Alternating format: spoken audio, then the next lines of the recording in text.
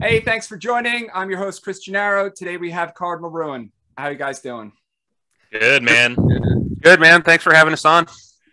Thanks. Yeah, my co-host, my normal co-host, Eric couldn't make it. I'm sure he would like to be here, but I don't know. I guess he had to work or something. So let's just get started with the last thing you guys did in 2020. The Damned Lie Rotting was on Redefining Darkness Records. I read some stuff with you. It sounded like you recorded it first and then got in touch with them to release it or get a deal worked out. So I guess go through a little bit of recording that record and getting in touch with Redefining and how that all worked out. Sure. I can actually start. So we recorded the Damned Lie Rotting shortly after COVID happened. So we were fully on lockdown. We had gone to our buddy Hunter Young of Grayview to record at Swamp Sound Studios over in Daytona. And we had recorded that one. We already had an idea that we wanted to be on Redefining.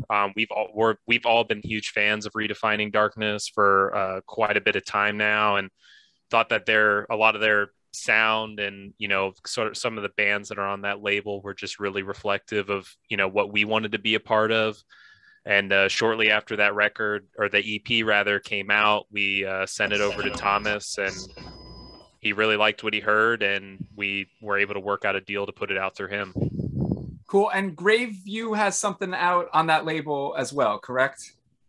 Yeah, their first demo was a compilation that they put out on Redefining, and then they ended up going to another label, which is completely I'm blanking on, but 1124, I think, right? 1124, yeah, records. But at least their first couple demos were compiled into an EP and put on Redefining as well. And we're good friends with them too. So yeah, and they really did help us with that, set up that connection between us and Redefining.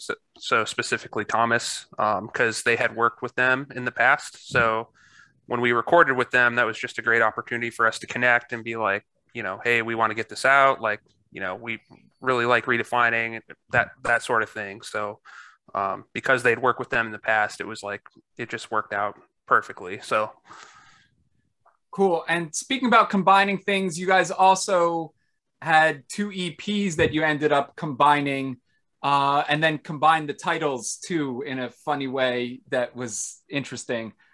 So how did that lead into everything? So I guess so we recorded Immortal Domain in 2018. That was its own individual demo or EP, whatever you want to call it. And then we released Gnosis of the Dead in 2019. So those were two independent releases. And then shortly after we released Gnosis of the Dead, I think Flogger Records out of Greece messaged us saying that they want to, make a compilation basically of those two demo releases and put it out through their website. So that's kind of how that happened. And I just sort of came up with the idea to sort of merge the two titles together, Gnosis of Immortal Domain. It was kind of like, I kind of didn't come up with that all on my own. Like I know Sadistic Intent did something like that with the compilation where it was like Manifestation of Black Earth or something. Okay. So because they had two demos that had parts of each of those album titles in it, and I thought that was so sick. So I was like, I want to do something similar. So I guess that's kind of how the idea came about with the title. But so yeah, I don't know if you guys have anything you want to add to that, but you nailed it. Okay. What did that was? I know you've been releasing a lot of stuff on cassette. Was that also on vinyl? Yeah, the compilation was on vinyl, and that was again through Flogga, because they're a major distro throughout Europe. So they were able to take sort of what we had in the past DIY'd. We had DIY'd our own tapes, all the tapes for Immortal Domain and Gnosis from the Dead, any of the ones that we sold on our Bandcamp. We went through local guys to essentially press those ourselves. But the benefit of working with the distro is that they were able to do CDs and vinyls and give us quite a bit of copies. Okay. And it really came in clutch because right when we got them on our doorstep, we ended up flying out to Milwaukee and we played a show up there with some of our friends in Cryptual, and it was awesome because the vinyls are extremely popular, so it really helped us out a lot. Okay, let me see if I got this right. I think Tony's from Milwaukee. Yeah, so I moved down to Tampa from Milwaukee. I'm originally from Michigan. I played in a few bands up there. Then I moved to Milwaukee and lived there for a while. So that's kind of how that worked out. And then I moved down to Tampa because my wife is originally from Tampa Bay. Oh, okay. So we decided to make the move down here. We met in college, so up there. So that's kind of how that all worked out, which is pretty cool. So that's funny. It sort of answers one of my questions, because when I see somebody that was in a death metal band move halfway across the country to move to Tampa, I'm like, did you move there because it's like such a hotbed of death metal, or? But that doesn't seem like it was actually the case.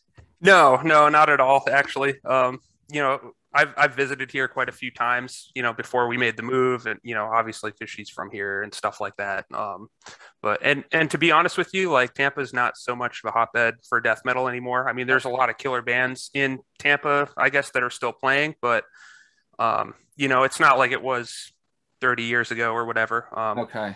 That's not to say that there aren't a lot of killer bands in Florida in general, that are still keeping that like sort of Florida death metal sort of torch burning. But yeah, Tampa maybe proper, I'm showing my age because you're saying 30 years ago, and I'm like, oh yeah, shit. I guess it was. Yeah, like the early 90s, late 80s, that kind of stuff. Yeah, like, yeah. Like Obituary and Deicide and Cannibal Corpse, obviously they still play. They don't really play Tampa at all, and when they do, it's very seldom. But a lot of other killer bands from Florida. There's like Church of Disgust, Warflurch, from Gainesville. Church of Disgust obviously is from Tampa, and a lot of awesome bands doing killer stuff. So yeah, we just had Church of Disgust on, actually. They were I watched it. It was awesome. Oh, did you? Cool. Love those guys. By the way, I just realized that we didn't really do intros yet. Anybody who watches the videos knows that I always put like everybody in the band down below, and so you can, if you didn't catch it, you can follow along with who's who. But I guess let's just do that for the fuck of it. Why not? So sure. Just start out. I think I figured out who the guitarist was, but not that I didn't know already. But let's do intros. I'm Tony. I play guitar and vocals. I'm Jared. I play bass. Vince, I play guitar. I'm Austin. I just started playing drums. Okay. And then let's just talk about that too, because, obviously I check out metal archives before every interview, and I'm like, oh, okay, who's this? Who joined when? So I didn't even realize that you guys had a new drummer, because it's not on there yet. But what happened, and how did you guys get hooked up with Austin? Yeah, so our drummer previously, Zach, he had been in our band since our inception. We just weren't really kind of seeing the same trajectory, I think, band wise, and just mutually decided it was better to kind of take things forward. And so we recruited Austin shortly after. And I'll let Austin introduce himself in a second, talk a little bit more about the bands, he's played in and his experience and whatnot. But I've known Austin for a long time. I filled in for a tour his old band did on bass, and that's kind of how we met. And he also lives down the road from me, so it just seemed like the kind of perfect pairing to give him a ring and see if he could help us finish this record. What band was that? I was in Dark Sermon. I played guitar though. Okay. I ended up, just working. I mean, I've always been a drummer, but I worked real closely with our drummers, writing the songs, and would come up with a lot of stuff on my own. Just maybe it didn't have the ability. We played a lot faster kind of shit that I just was like, I'll take the guitar. It was faster than Cardinal Ruin? Yeah. Okay. Sometimes. I mean, we go real slow too, but our first drummer was Maniac, dude. He just you know. So, but you know, I was better at guitar anyway, so it was just natural. I liked writing the songs, but we yeah, we got hooked up with Jared when we needed a bass player to fill in, and just we clicked. So we've just been talking ever since, hanging out and stuff. So now, are you in both bands, or did you quit the other band? Dark Sermon fizzled out right at the beginning of 2017. We just kind of weren't really seeing the same trajectory, kind of to the best, Jared. Like, but all of us just kind of, we just wanted to do different things. You know, we'd been on the road like 5 years, you know, on and off, you know, but just was time to kind of do something else. We all felt like, you know, not to say like it wasn't music, it just wasn't, you know, Dark Sermon did his thing. Time to do something else. But where was I going? Oh yeah, with Jared. He asked me to fill in when Carnal Ruin lost their first guitar player, so I did a show with them on guitar. Oh, that's hysterical. Yeah. That was a long time ago. Yeah, feels right? like. Yeah, and that was like probably the first show I did since the last Dark Sermon show. And then he hits me up like, hey, you were a drummer, right, too? I'm like, yeah. He's like, all right, well, we're going to need a new record, and we want to, you know, write a full length this time because they've only done EPs. So, like, that was probably the main reason I did it. Like, it was just for some shows. I'm like, yeah, that's a lot of fucking work. I haven't played in a while. So, but I thought that'd be really cool to, like, you know, write an album, you know, come out with some new material, like, scratch that itch that hadn't really for a while. Cool. I was reading probably something maybe you did interview you did where you were like, yeah, well, full length will probably come out in 2021. And, you know, I'm reading that, you know, a couple days ago, and I'm looking, so Right. where are you guys with that? Yeah. And I'll let, you know, whoever else obviously wants to talk about this too, you know, chime in. I don't want to dominate this discussion here either, but right now it's more than likely probably going to be early 2022. That being said, I don't want to put a label on too much. You know, I think when we had initially planned on the 2021 timeframe, we assumed that COVID probably wouldn't have lasted as long as it did. And just throughout the process, you know, we've had issues that a number of other bands, I'm sure, across the country have had issues with. We've had band members get sick. We've had a lineup change.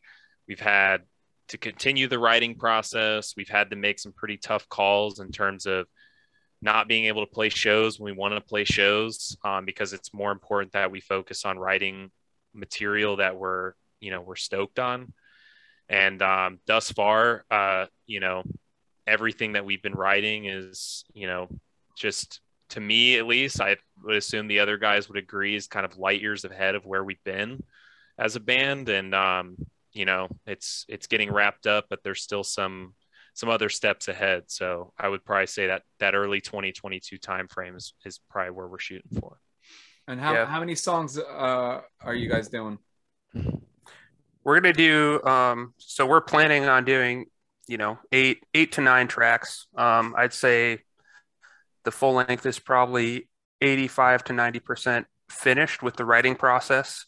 And then I think the plan next is to start demoing out the tracks for the drums and doing scratch tracks and that kind of thing, so we can get everything planned out, listen to them again, and like just sort of rethink, like, okay, does this riff fit? Like, is there anything we want to change? That kind of thing.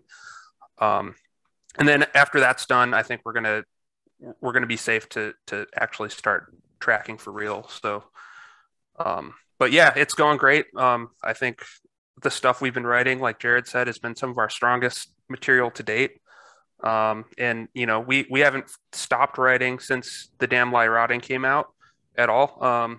You know, obviously COVID and stuff also, like Jared said, has slowed us down a little bit, you know, with just various things in life that has come our way. But you know, we've stayed pretty consistent with the writing and the output, and we're just trying to make, you know, the best shit we can. So Yeah. And I'll say too, just one other thing, because Austin sold himself short in terms of the fast drumming that he was talking about.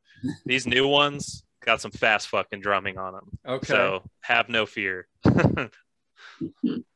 Yeah, it almost sounds like grind in some spots, which I'm totally on board for. Yeah, I was gonna say like I like everything though. Like I love grind, but I'm also like a super doom head. And I was gonna ask you because like definitely the last part of one of the songs, the name's not coming to me, but I can like hear the riff in my head. Was like definitely a slower part of the song, and I was curious if you were gonna do any other stuff like that. Iniquitous devout. Yeah, that's the one. Yep. Yes. Yeah. So we got some slow parts that we're baking in there for sure. We definitely like to keep our music dynamic. I think when we're writing, we never like to sit on, one riff for too long or one idea for too long. It's death metal. It has to be dynamic. Otherwise, to me, at least, it gets boring. So I think it's, we definitely got those grooves and the thrash parts and the hyper fast, like blasty kind of stuff. So, I think we kind of take that approach with everything we write. Just trying to spend as much time as we can, make sure the riffs are good and that the dynamics are there. So, yeah. Are you going to go back to Swamp Sound again? Go ahead, Jared. Sorry. Yeah. So that's the plan to some extent. We obviously still have to work out those details. And Tony and I are going to be talking with Hunter here pretty shortly. We just got to find what works with our schedule in the right time. And, the thing about Hunter is he's going to have some involvement in it, in some way, shape, or form. And, with the bands he's played in, he has a really good ear for locking in that really strong HM2 tone and really strong, just full in your face sound. And when we want that moving forward, because I think that was what set the Damned Lie Rotting, I think, apart from a lot of from the two previous releases in terms of some of that punch that's in there, just based on his experience with playing in a band that uses the same tonal sort of, crunch that we have. Yeah, I was going to say, because those first two EPs definitely, like, the sound is very similar, and I'm sure fit very well to be combined. And then the Damn Lie Rotting definitely has is like sort of a departure, probably just less in the song structure, but more in just the way it hits you and the sound of it, at least from my perspective. Yeah, and I think that's ultimately what we wanted. Like the sound, or the production, at least, that we achieved on the Damn Lie Rotting is, I think, personally, like the kind of production I was always sort of aiming for. Not to say that the first two releases, weren't good. I still love those releases. The production is killer, especially for demos and EPs. But I think, when we went to Swamp Sound, like, they really nailed it on the production, and that's exactly what we were shooting for. So, okay. And I saw a note that you recorded both those EPs in a day. Yep. Yeah. Gnosis and Immortal Domain were knocked out in a day. So was Damned. Damned was 2 days because we had to do vocals and I think leads we did the second day. Vince, when did we do leads? Did we do leads the second day? Yeah, it was the second day. Yeah, which Vince loved, by the way. He loved cramming all his leads into a 1 day time frame. Pretty much all of them were within a day to 2 day time frame. We're not going to be doing that again this time. We got a lot more songs, obviously, and just our entire approach, I think, as a band in terms of looking at how we want things to sound and the time we want to take with everything. We're in a completely different headspace, I would say. Speaking about things that you might not want to repeat or do again, I guess you had some story about recording the vocals just the next day after drinking. Yeah, that's my bad. We tracked a lot of that stuff like overnight, even though it was technically 2 days, it was overnight. We had a lot of Miller Lite and that kind of thing. So, and we didn't finish all the guitars and everything else until the next day. And unfortunately, I was pretty cashed out by that point, and I made a few trips to the bathroom puking and that kind of thing. Oh, didn't think I'd be able to finish, but they ended up being like some of my best vocals, strangely. So, not really sure how that worked out, but that's about all there is to that story. It's that Carnal Ruin vocal therapy. Yep. Yeah, I'm sure the mic didn't smell so hot after that, but No, probably not. Used to that. Cool. I guess let's talk about some of the artwork and stuff. It looks like Jim Palmer is one of your friends back from Milwaukee. Yeah, he's one of my buddies from Milwaukee. He plays in a lot of like hardcore and death metal bands up there.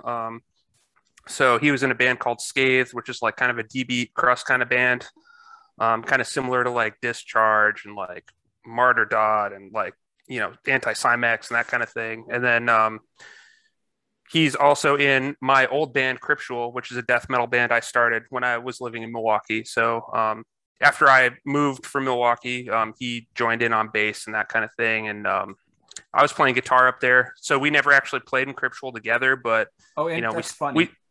So we still have that connection, and we're good friends. And he's a killer artist, so that's kind of the story behind that and how that worked out. So, yeah. Do you have that? Are you even thinking about the art for your new album yet? We are. Maybe Jared can speak on that a little bit. Yeah. So we already have the art or the artist rather dialed in and are working on that. We plan to have that to us within the next month. I won't be giving away who the artist is, even though he's a local guy, just because I kind of want to keep the style a little bit to ourselves right now, just because we're definitely kind of going out on a limb here. It's a little bit different, not only for us, but even for kind of our genre in terms of some of the styles that we're going to be incorporating on this one. But again, I think we want something that, or at least this is how I view art personally when it comes to records. It's like when I listen to a record, I already kind of have in my head a certain, I guess, landscape that the music itself kind of paints a picture for me in my head. And I like when the art to an album, really complements that well in a unique way. I think of bands like Dissection with Storm of the Lightsbane and, stuff like that, where it's like the songs sound like the art. And I think that's kind of what we're trying to do here with our music and what we're coming out with. And so stay tuned for that.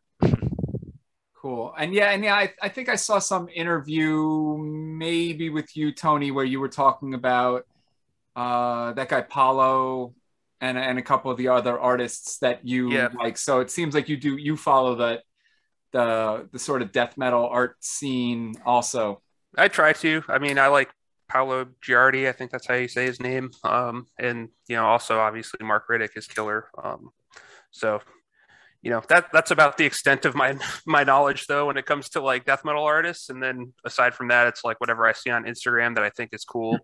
I like Night Yarn Illustration. I think his name is Adam Burke. I like a lot of his stuff, but he does art for like all different kinds of bands, so not specifically death metal, but it's all awesome stuff for sure.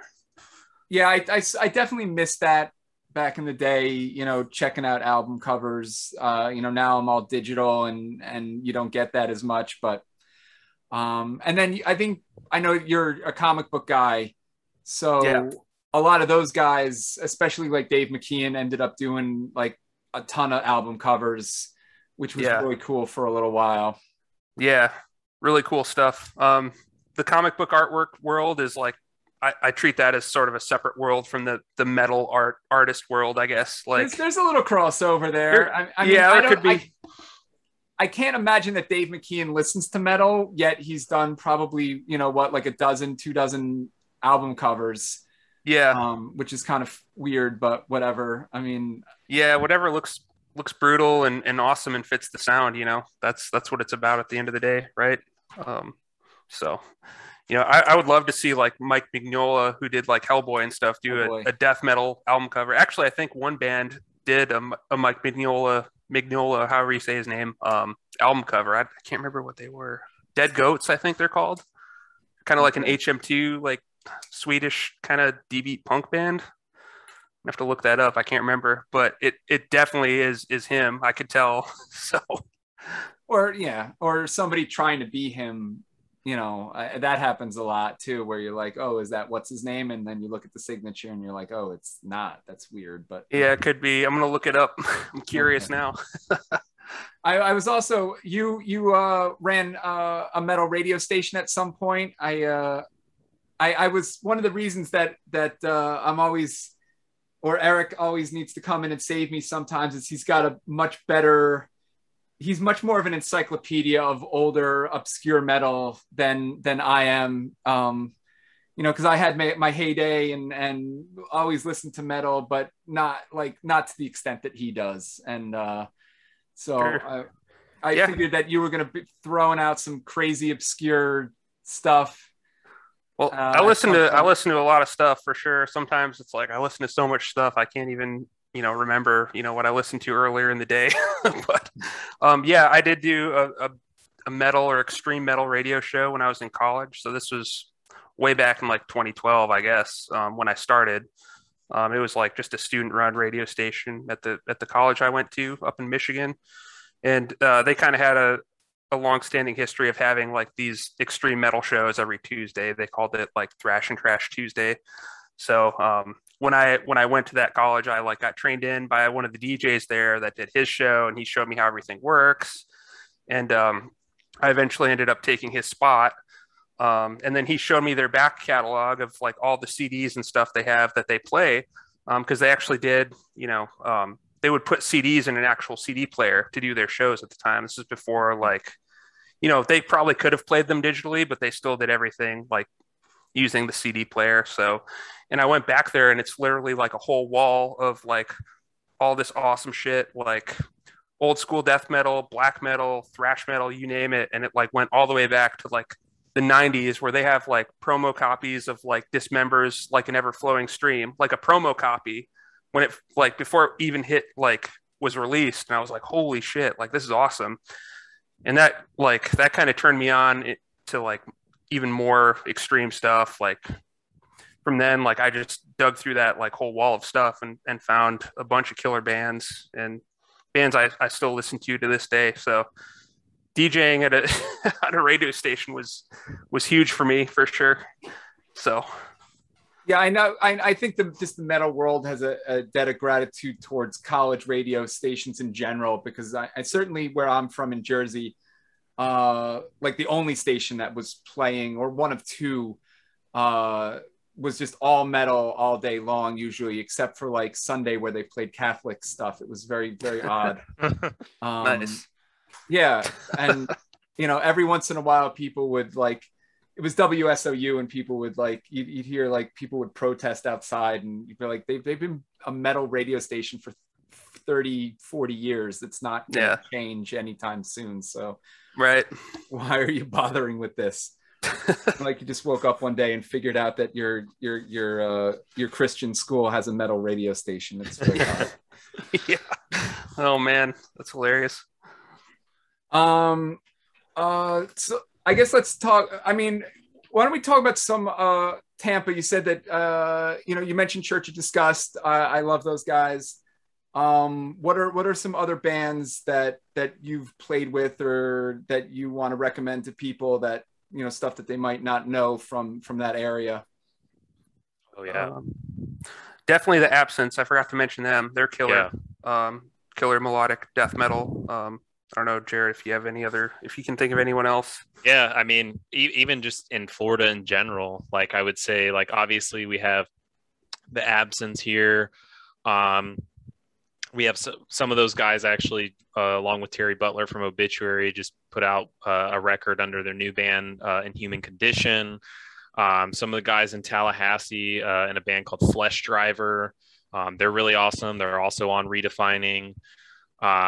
There's in Jacksonville, there's two awesome bands. One, Corrupted Saint, again, another Redefining band, really cool guys. And Rhythm of Fear. They're kind of like a old school thrash crossover kind of band. That's really great. So there's a lot. I mean, Florida metal, there's a ton of bands. Probably too many to even remember on the spot, but they're all killer and they're all great. And the great thing about the Florida metal scene is like we all know each other. You know, everyone's played a show with each other at some point. You know, we all get along really well and are in usually regular contact about what's going on with each other's bands. So it's pretty cool. I also don't want to forget to mention Nasty Savage. Yes. They're not new at all, but like they've been huge supporters of us, specifically Dave, who is Jared's uncle. Yep. They've been huge supporters of the band. Dave actually played the solo on Stone Circle Evocation. On Stone Circle Evocation on our first demo. So yeah, huge fans of the Savage for sure. So, we talked about how Austin joined the band. We didn't really talk about how you guys came together initially. I assume it had something to do with you moving from Milwaukee. Yeah, that was it. I moved down here. My wife knew Jared from, you know, when she lived down here before. And then we just kind of met up, jammed. Zach, our original drummer, is actually my brother-in-law. So that's how the first incarnation of Carnal Ruin came about. It was me, Jared, and Zach, and we just started jamming. And then from there, just things kind of progressed, and you know, we went through various member changes, that kind of thing, normal band stuff. So I feel like Vincent is writing the next album already. He probably is. He's probably working on his solos. It's all done. Put it all right there. Trust He's got me, it. There you go. We will come to practice and we'll get stuck at the most random spot and he'll just be like noodling on something like over here. And we're like, hold on, stop, play that again. He's like, wait, what? He doesn't even remember how he played it. And we're like, nope, get a phone out, record it. We got to make sure we don't forget it, incorporate it somewhere. I'll be like, wait, is that a song? Are you playing a song right now that you know? And then he's like, no. And I'm like, all right, I got to learn it. And then we just kind of like build off that. I feel like you're going to watch his interview back and try to figure out what Vincent was playing.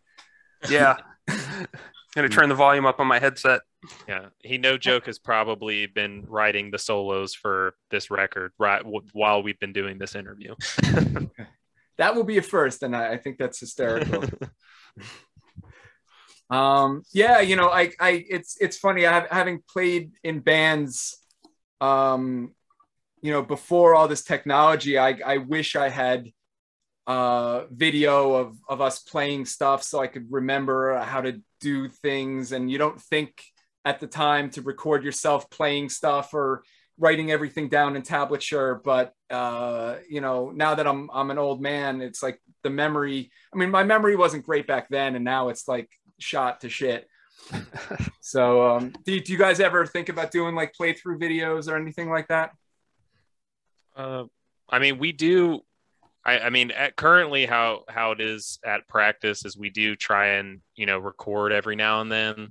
The issue is it's like on a phone, you know, so, you know, Austin's blast beats kind of murder our tone, but through an iPhone. But, you know, I think people tend to get the gist. We try and post little clips here and there, especially of some of the new stuff we've been writing on Instagram. But in terms of sitting down, doing a playthrough, it's not really something we've talked about yet, but I mean, I wouldn't be opposed to it.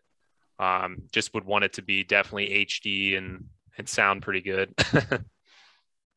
Yeah, I mean, I know a lot of people are recording their own stuff now with digital music workstations and whatnot. It seems like that's not where you guys are exactly. No, we just like to go to the jam space, jam some stuff out, you know, drink some beers, try to write, and then when we're ready to record, like we're ready to record. That's kind of our process. We don't really mess around with like demo tracking while we're jamming, that kind of thing. But it's just fun at the end of the day, just trying to jam and then write stuff that's killer before we record, so that we're all happy with. So but we do try and practice as consistently and regularly as possible. So typically, again, in the past, by the time we are ready to demo something or we are ready to record something, it's like we already know what we're doing. We're just dialing in a little thing over here, a little thing over there, and then that's kind of how we've rolled in the past. So you're like recording just on a boom box? Are you doing it mostly on the phone, or usually just on our phones? Like we'll just record like an audio clip of it, upload it to a Google Drive folder that we all have access to, and then just so we can all practice the riffs in our free time. So yeah, I guess that's the equivalent of what I used to have as the boom box back in the day, where if we needed to make tapes for each other, we'd like stick the two tapes in both sides, and right. Nice. Well, that said though, Austin does have a lot of recording capabilities now, and we are going to be demoing with him first and tracking it and making sure that it's tight and ready to go before we go to the studio.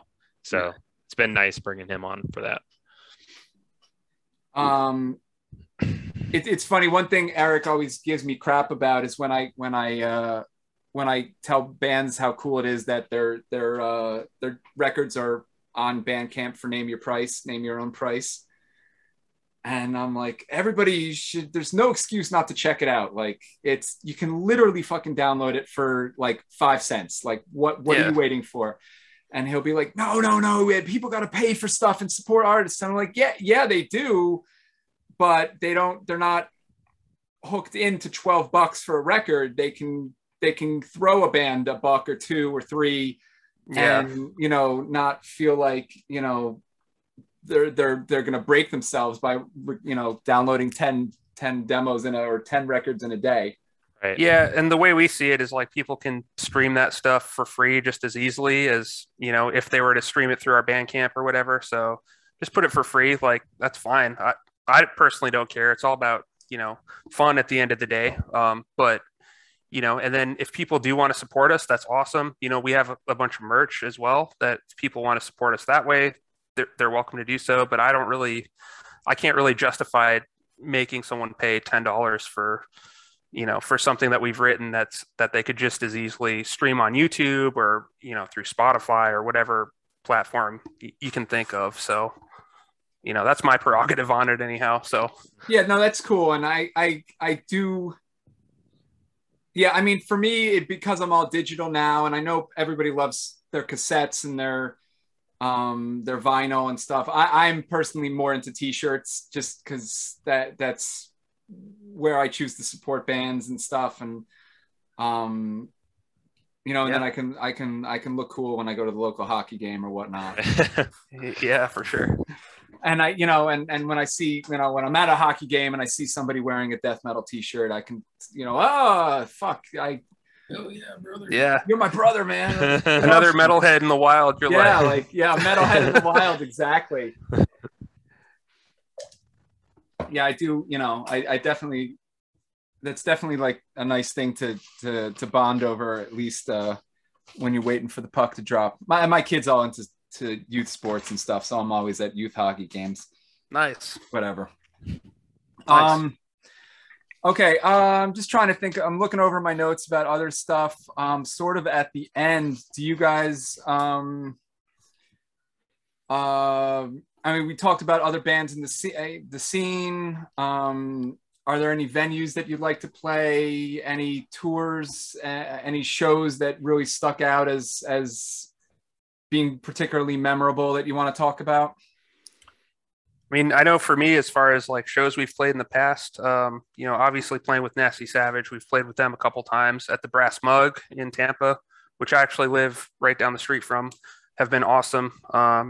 We actually had a chance to open for Immolation in the past. Immolation and Blood Incantation when they play at the Orpheum, which is in Ybor City, which is like, it's part of Tampa. And then we also opened for Exhumed and Necrot, which was also a really fun show. Yeah, I know Necrot. So yeah, those are definitely like highlights for me, and like everything I had ever hoped to achieve as at starting a band. Like I never thought I'd get to open for Immolation. They're one of my favorite bands, so that was really awesome to be able to do that. So I don't know about the other guys, but yeah, I guess in terms of, it was the original question. It was like memorable experience. Memorable things. Miller Lite stories. I don't know. Yeah.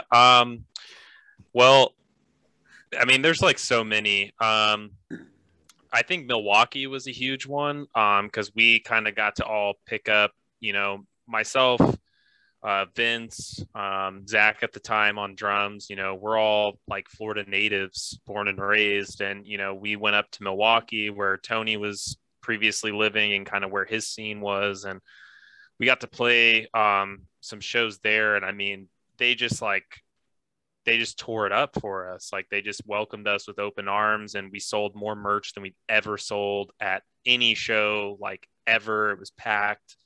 It was just a blast. It was so memorable. And it was also literally right, like a week later, the pandemic hit and we were all working from home and there was no shows in the venue. So it was kind of like, if there was anything I would have wanted to play before something like that happened, that was it. And, it was a blast. And so I think still to this day, that's probably my most memorable experience. You also mentioned venues. Got to shout out Brass Mug. Got to shout out Crowbar and Ebor. Yeah. Really want to get up to Jacksonville at some point. We still haven't gotten there. We were supposed to play there, and our van at the time broke down. So we still want to play up there. And yeah, all the other redefining bands in Florida, if you're watching this, let's get something going soon. I've got ideas. Reach out to us. We've got a plan. Let's do it. That's cool. Maybe some guest spots or something. I know that's always like a cool thing that we do in interviews, talking about like a couple people who've like, either come in and done background vocals even or other stuff. Yeah. We're scheming. Some things in the works. We're scheming. I said we got some things in the works. Okay. We're scheming. But yeah, Vince, what about you? My first show that I played was with these guys was in front of Exhumed, which was pretty awesome. Like it was kind of like I they asked me to join the band 2 years ago this month, and I graciously accepted. I was very grateful for the opportunity. I think we rehearsed once or twice, and then all of a sudden we had a show with Exhumed, and I was like, oh boy. So I had a lot on my plate to take in, and I really devoted myself to it because I didn't want to let the guys down because they were giving me this opportunity. And playing in front of Exhumed, I mean, come on, and Necrot, big fan. So it was a thrill for sure because it wound up being the coolest show I ever played. And I wouldn't have had that opportunity if I didn't just grind into it and just learn the songs, learn my parts, play a venue I never played before in front of a band that I admire. It was quite awesome, but that was probably mine. What were you in? You were in prior bands? Yeah, I've been in a few bands. What any names that we can throw out there that maybe we can check out later? None that I could say that I've had any real recordings with, but I did play. I didn't form the bands, but I played in Grave Rot just prior to joining Carnal Ruin. That's how I met Tony. And before that, I was in a band called Insanity, which originally is from Philadelphia. And I was invited into joining that. And then I had my own band years prior, but this is actually the first band that I had the opportunity to actually be in an organized unit to actually record something. So it's a fresh experience for me. Cool. Anything else before we wrap it up? I think I'm good. Rock and roll. Got it. Yeah. Okay, so I guess we got the early 2022 new album out. Obviously, I'm assuming redefining again. Definitely. Yep. Looking forward to that. And it doesn't sound like there's any tours lined up, but certainly if you come to the East Coast or up the East Coast, I mean you are East Coast, but up north where we are. we'll come check you out, and that would be super cool. Awesome. Yeah, we'd love to get up there. We want to start playing shows again as soon as we're able. So be on the lookout for sure. Cool. And is that it or anything else? I think we're good. I think that's it.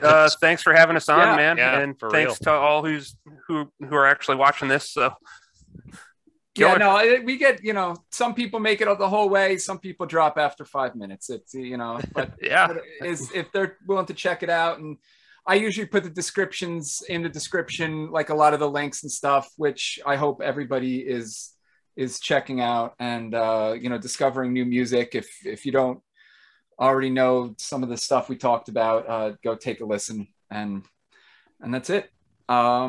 Thanks for joining, everybody, and thanks for coming on. I really appreciate it. Thanks, man. Okay, cool. Bye.